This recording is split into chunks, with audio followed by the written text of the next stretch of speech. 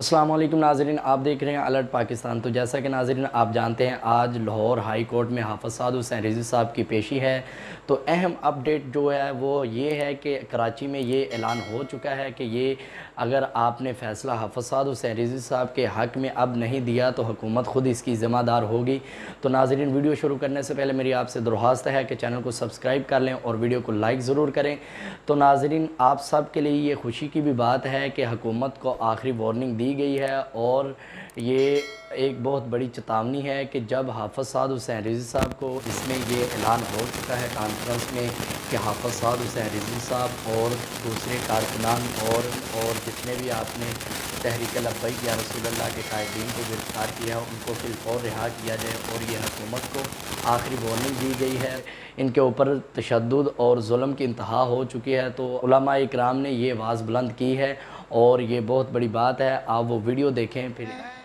عالمی تاجدار ختم نبوت کانفرنس میں ان تمام اہل سنت کے اکابر علماء مشائخ منچ بڑھا ہوا ہے ماشاءاللہ، اسٹیج پر مفتیان کرام ہیں، علماء ہیں، مفکر ہیں، ماشاءاللہ مشائخ ہیں، پاکستان بھر کی اہل سنت کی قیادت موجود ہے۔ حکومت پاکستان سے پرزور مطالبہ کرتا ہوں کہ عالمی تاجدار ختم نبوت کانفرنس میں یہ قرارداد پیش کرتا ہوں کہ اہل سنت امن پسند ہے، آئین و قانون کی بالادستی پر یقین رکھتے ہیں۔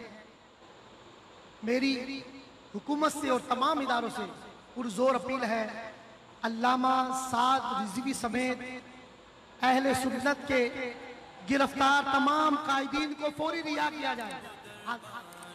سب اس کی تائید کرتے ہیں۔